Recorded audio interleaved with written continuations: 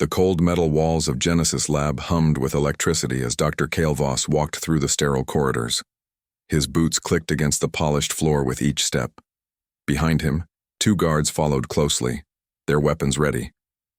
They were heading to Section 7, the most secure part of the facility. "Is it ready for the final test?" asked Captain Morik, the head of Valdari Security. Dr. Voss nodded without looking back. Subject 7 Alpha has exceeded all our expectations. The genetic modifications are perfect. The neural conditioning is complete. It feels nothing. It hesitates, for nothing. They stopped at a massive steel door marked with warning symbols. Dr. Voss placed his hand on the scanner. The door opened with a heavy grinding sound, revealing a dark chamber beyond. Inside the chamber, something moved in the shadows.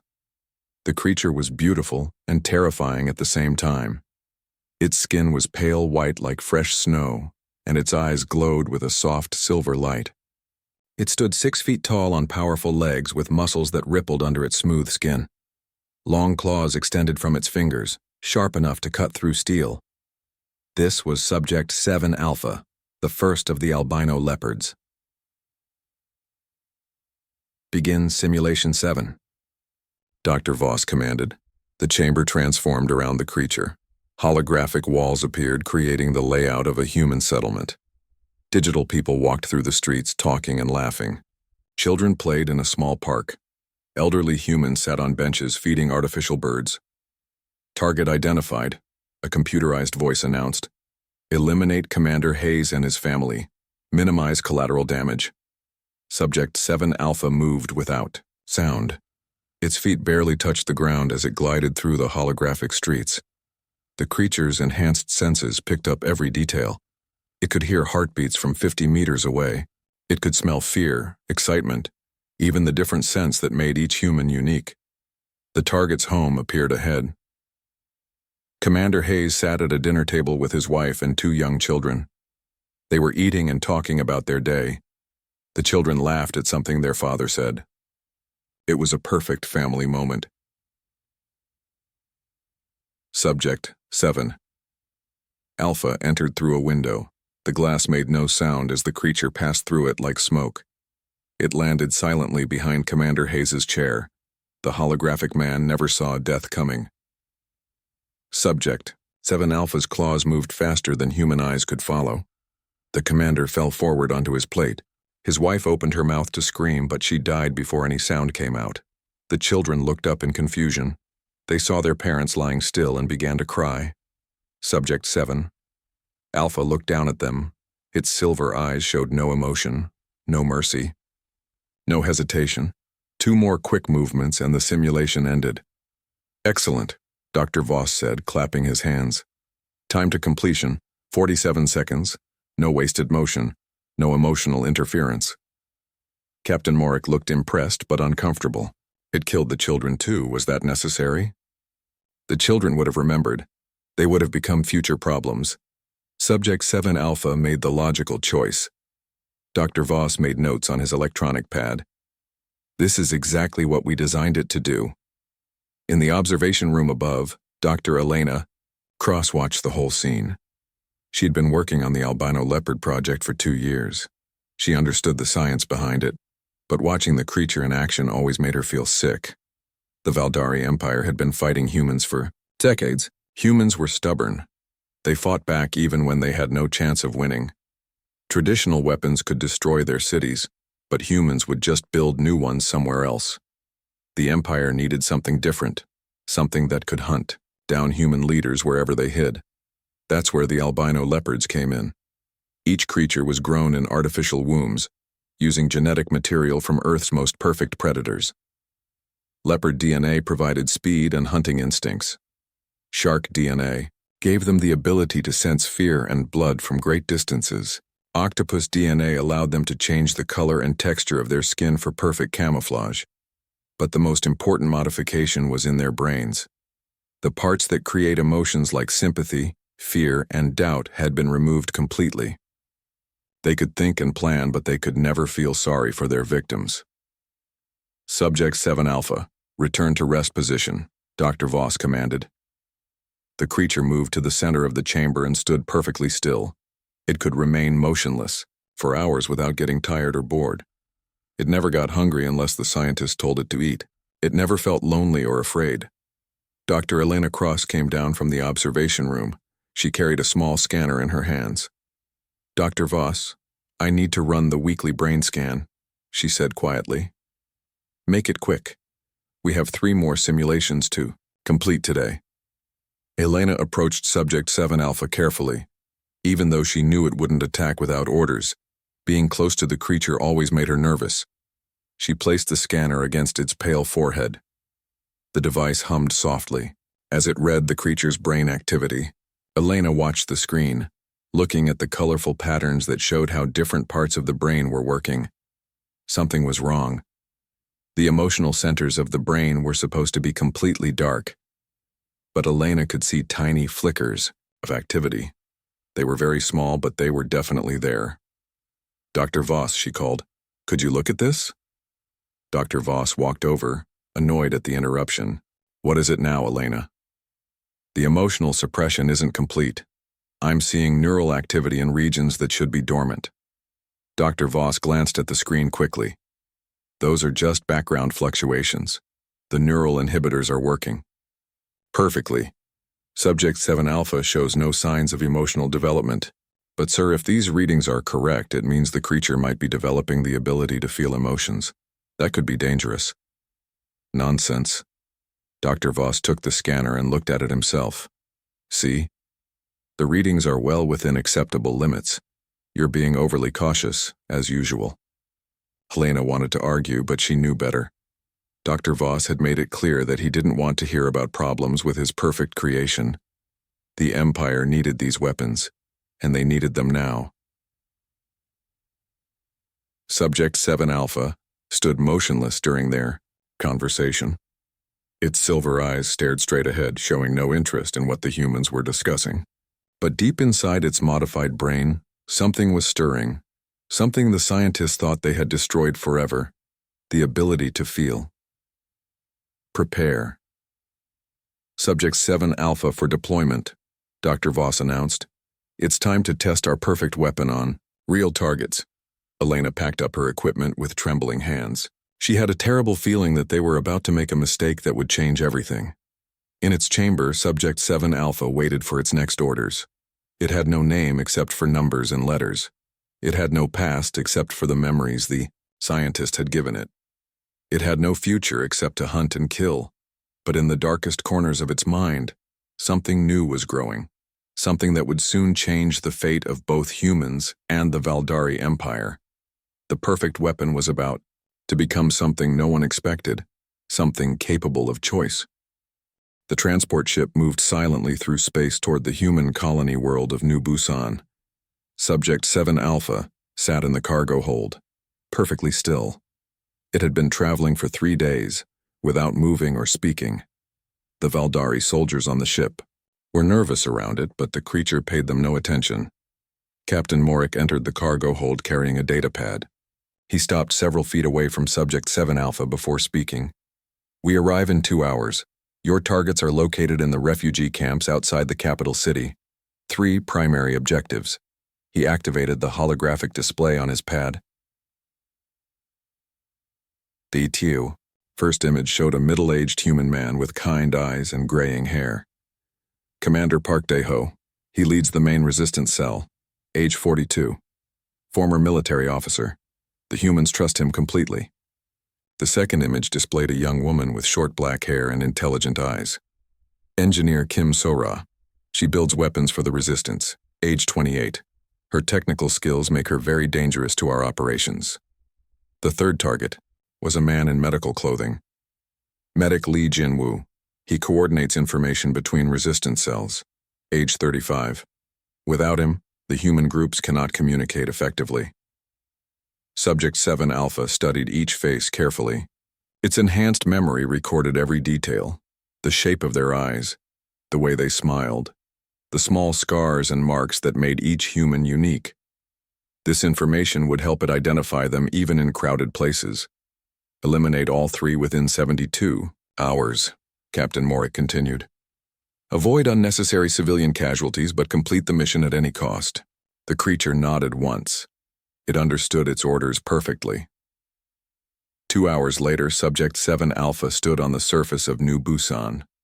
The air smelled different from the sterile environment of the Genesis lab. It carried the scents of growing plants, cooking food, and thousands of living beings. The creature's enhanced senses picked up every smell, every sound, every movement. The refugee camp stretched for miles outside the city. Humans had built temporary shelters from metal sheets, plastic tarps, and whatever materials they could find. Children played between the buildings while adults worked to make their temporary homes more comfortable. Subject 7, Alpha, activated its camouflage ability. Its pale skin shifted color and texture until it looked like an ordinary human wearing dark clothing. It pulled a hood over its distinctive white hair and walked into the camps. The creature moved through the crowded streets, searching for its first target. Its enhanced hearing picked up thousands of conversations in dozens of languages. Humans were talking about their families, their work, their hopes for the future. The creature ignored all of this. It was programmed to focus only on its mission. Near the center of the camp, Subject 7 Alpha found what it was looking for. Commander Park Dae-ho sat at a small table outside a food distribution center. He was not eating, though.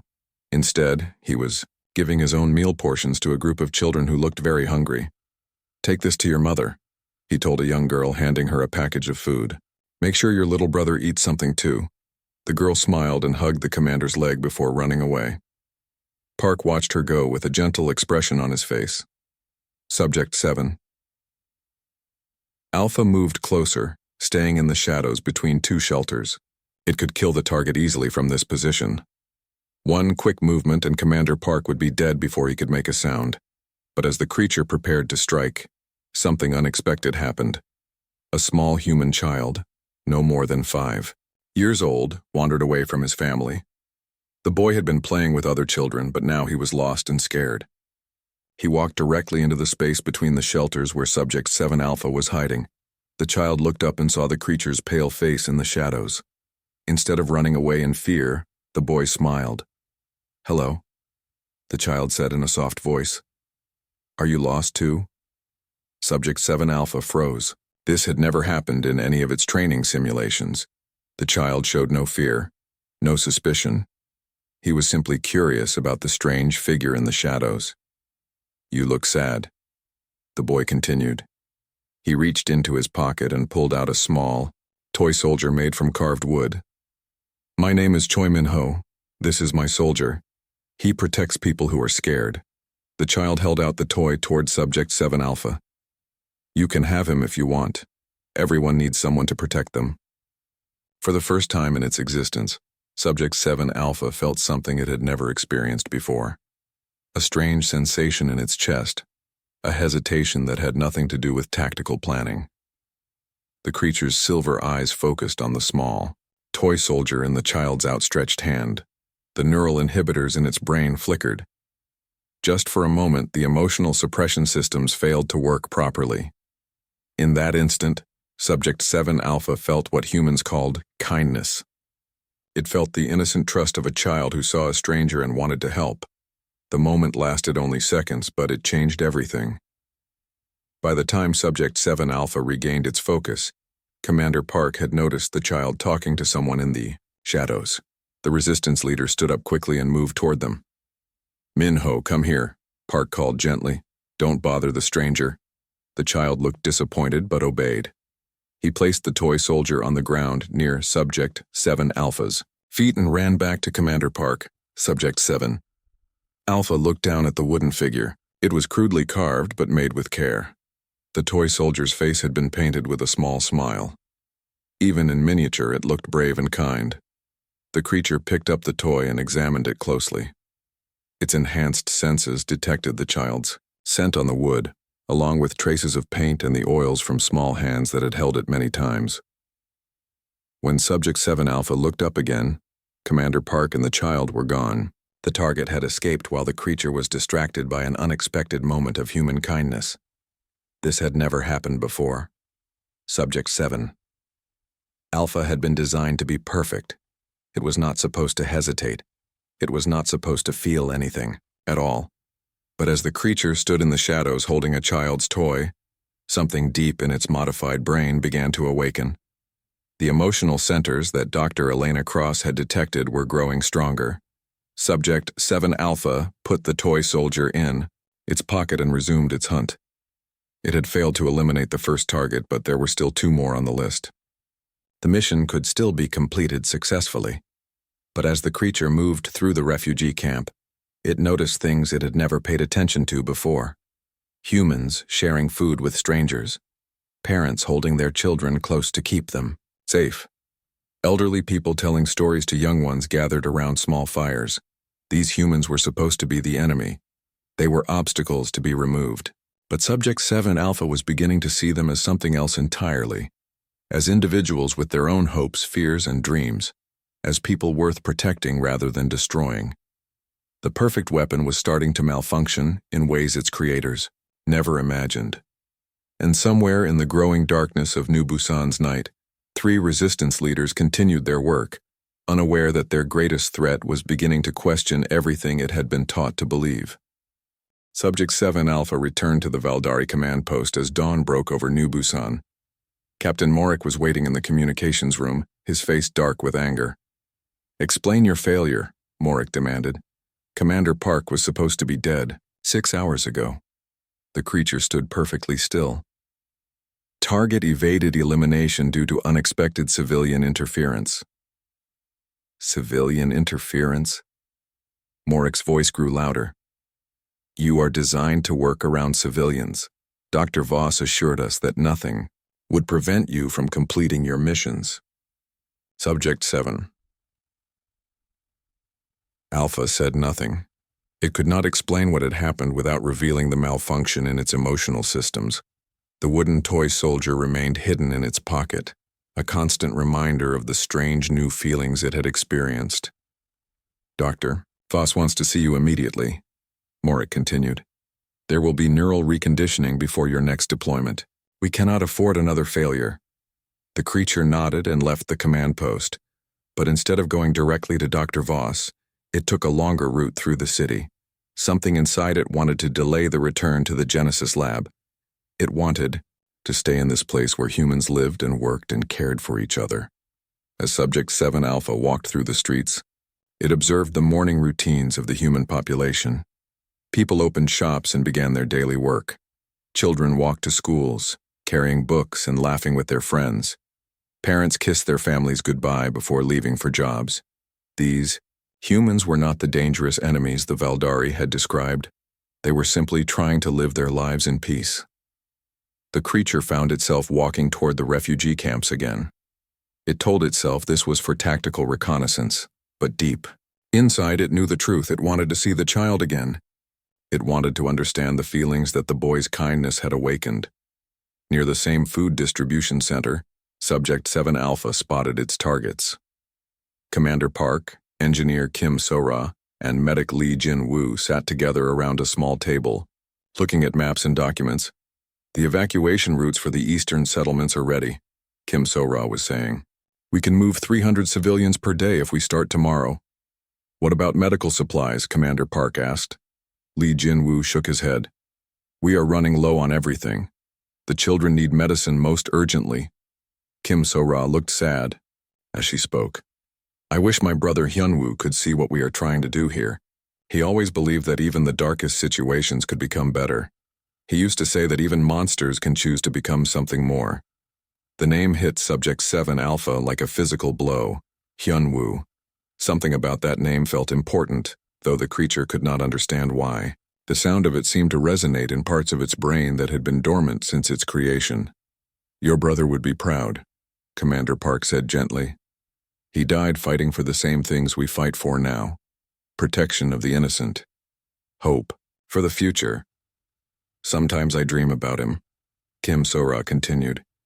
"He appears and tells me to keep helping people, no matter how hard it gets. He says that choosing to do good is what makes us human." Subject 7. Alpha listened to every word. The conversation was giving it new information about human nature. These people were not just surviving. They were actively trying to protect others, even when it put them in danger. The creature was so focused on listening that it failed to notice the patrol of Valdari soldiers until it was too late. They had been searching for Subject 7 Alpha and found it crouched in the shadows near the resistance meeting. "There you are," the patrol leader said. "Dr. Voss wants you back at the lab immediately, no more delays." But as the soldiers moved to escort Subject 7 Alpha away, Engineer Kim Sora looked up from her maps. Her sharp eyes caught sight of the pale figure being surrounded by Valdari troops. "Valdari patrol in Sector 7, she called out quickly. "Everyone scatter." The resistance members began to run, but they were not fast enough. The Valdari soldiers opened fire, trying to capture them alive for interrogation. In the chaos that followed, Commander Park was hit by a stun weapon and fell to the ground. Jinwoo tried to help his friend, but more soldiers were closing in.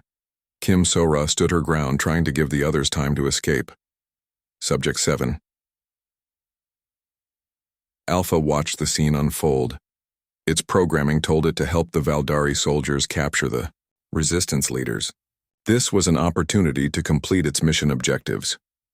But something else was happening inside the creature's mind. The sight of humans risking their lives to protect each other triggered more emotional responses.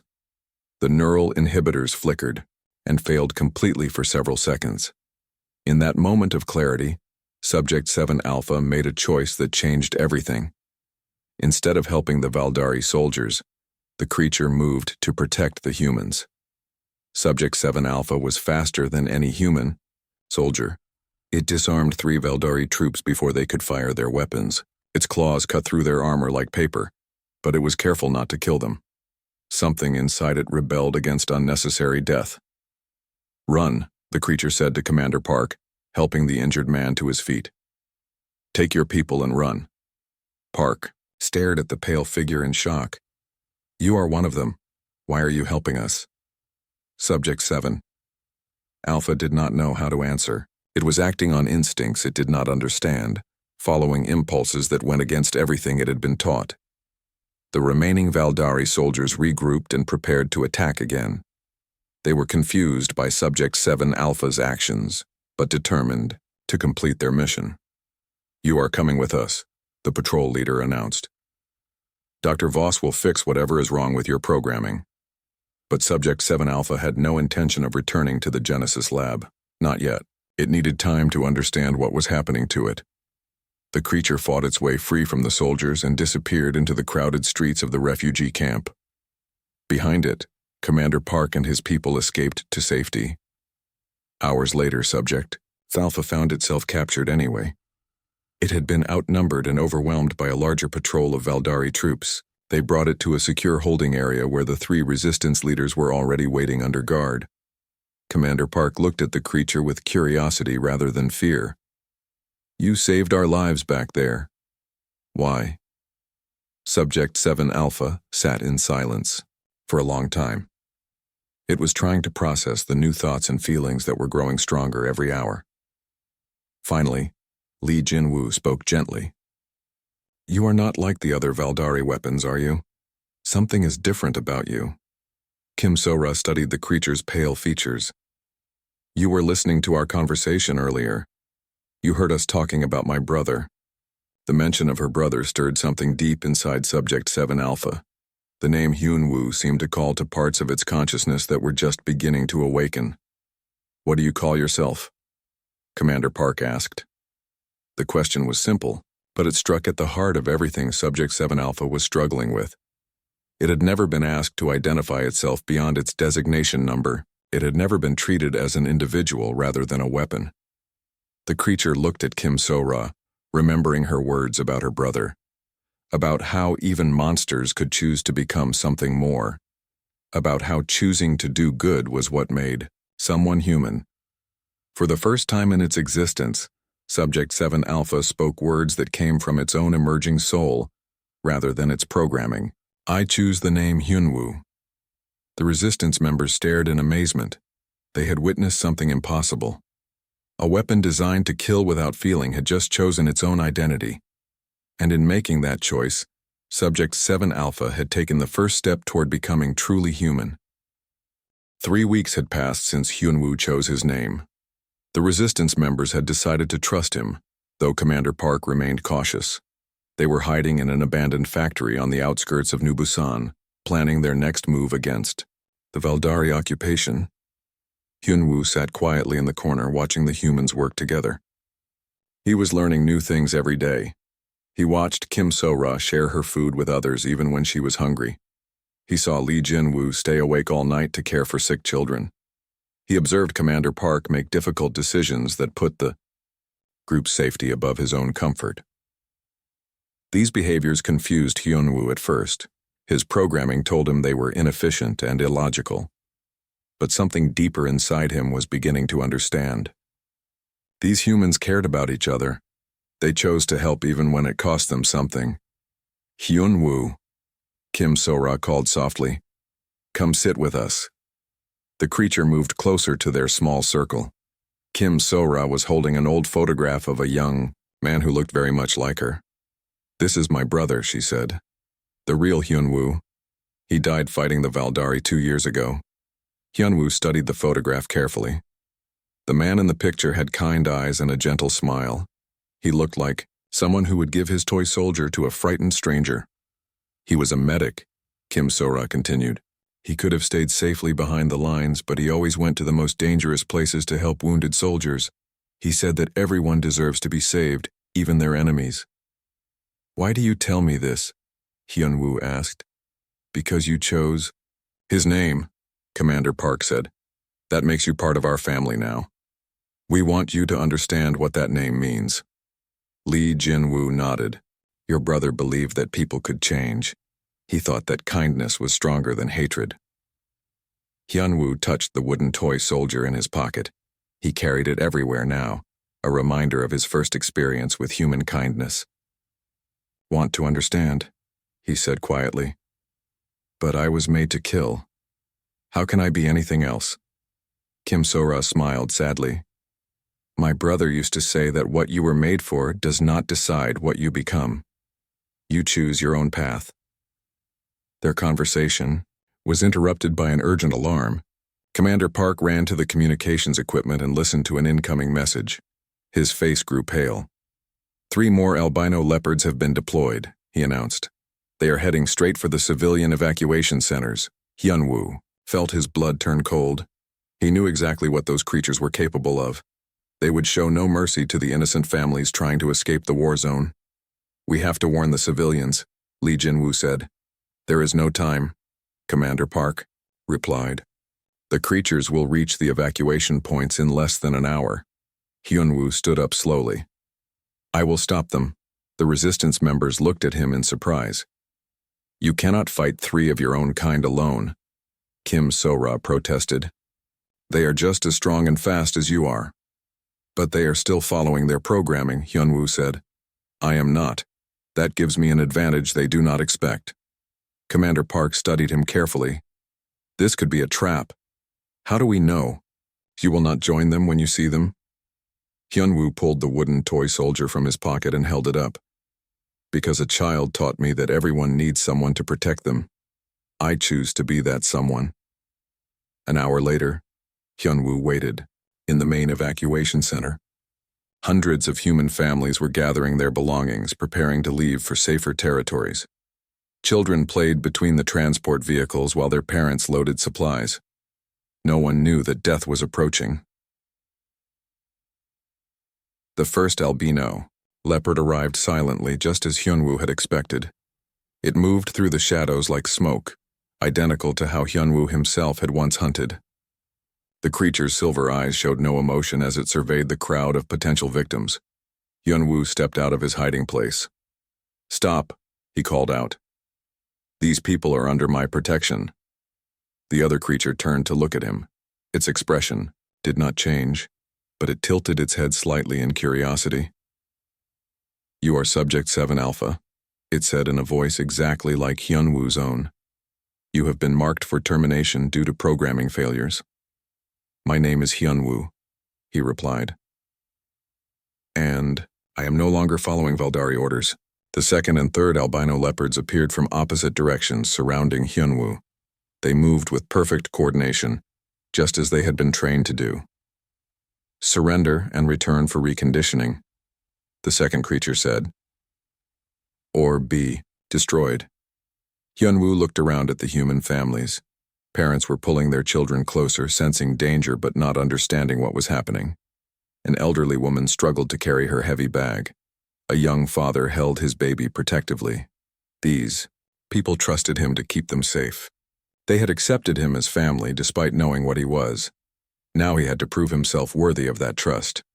I will not surrender, Hyunwoo said firmly, and I will not let you harm these people. The fight that followed was unlike anything Hyunwoo had experienced in his training. His opponents were exactly as strong and fast as he was, but they fought with cold efficiency. They showed no creativity, no adaptation to unexpected situations. Hyunwoo fought with something they lacked, the desperate need to protect others. The first creature lunged at a group of children who had been too frightened to run. Hyunwoo intercepted, it using his own body to shield them from its claws. Pain shot through his shoulder as the other creature's attack found its mark, but he did not let go. Run to the transport ships, he told the children. Do not look back. The second creature tried to circle around to attack the civilians from behind. Hyunwoo broke free from the first opponent and tackled the second one to the ground. They rolled across the concrete, claws and teeth seeking vital points. But Hyunwoo had learned something his opponents had not. He had learned to value life. Every human in that evacuation center mattered to him. Their survival was more important than his own. The third creature moved toward Commander Park, who was helping elderly civilians reach safety. Hyunwoo saw the attack coming and threw himself between them. The enemy's claws raked across his chest, opening deep wounds that bled freely. Behind you! Commander Park shouted. Hyunwoo spun around to face the first creature again. It had recovered and was preparing for another attack. But now Hyunwoo understood something crucial about the fight. His opponents were fighting to complete their mission. He was fighting for people he loved. That made all the difference. With speed born of desperation, Hyunwoo disabled the first creature with a precise strike to its neural center. The second fell when he used its own momentum against it, sending it crashing into a concrete wall. The third hesitated for just a moment when it saw its companions defeated, and that hesitation cost it everything. When the battle ended, Hyunwoo collapsed to his knees.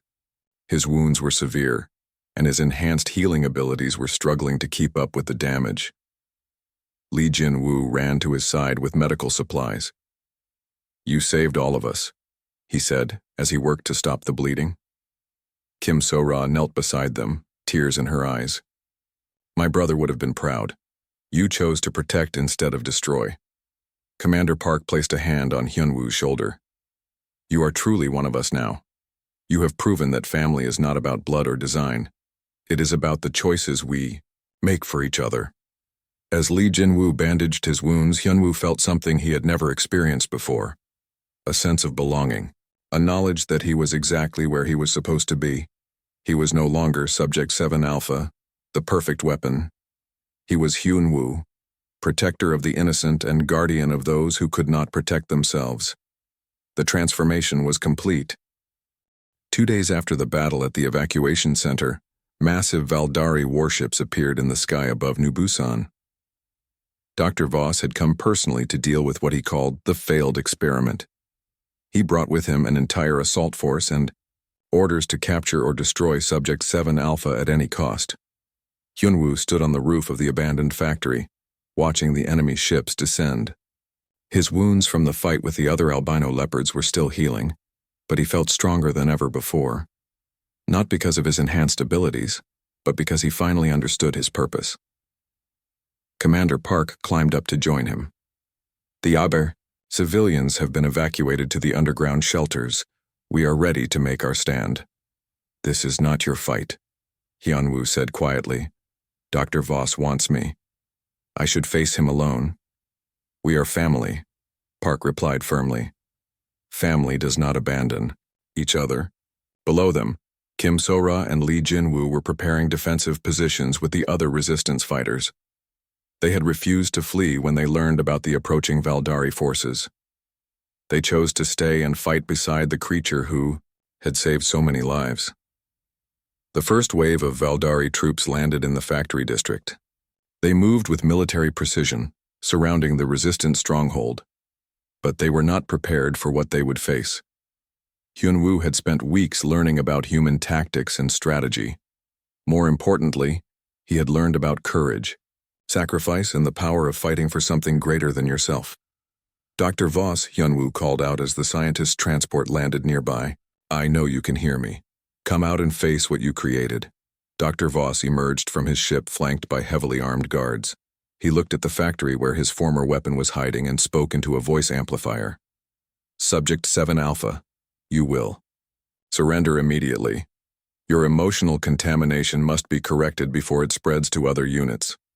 My name is Hyunwoo, the creature replied, stepping into view on the factory roof. And I am not contaminated. I am finally complete.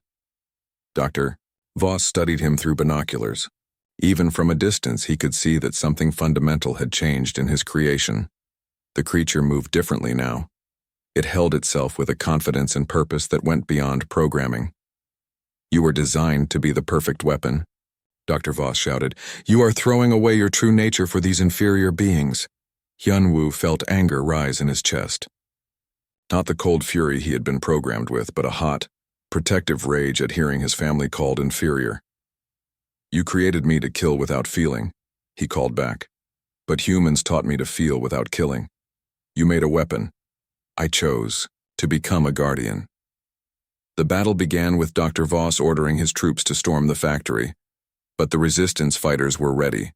They had spent weeks learning to work with Hyunwoo, understanding his abilities and how to support him in combat. Kim So-ra had rigged explosive devices throughout the building. Lee Jin-woo coordinated communications between different groups of fighters. Commander Park led from the front, inspiring his people to fight harder than they ever had before. And at the center of it all was Hyunwoo, no longer a cold-killing machine but a protector fighting for those he loved. The creature moved through the battlefield like a guardian angel. When Valdari soldiers threatened a group of young fighters, he appeared to shield them. When enemy fire pinned down Lee Jin-woo, Hyunwoo drew the attack to himself.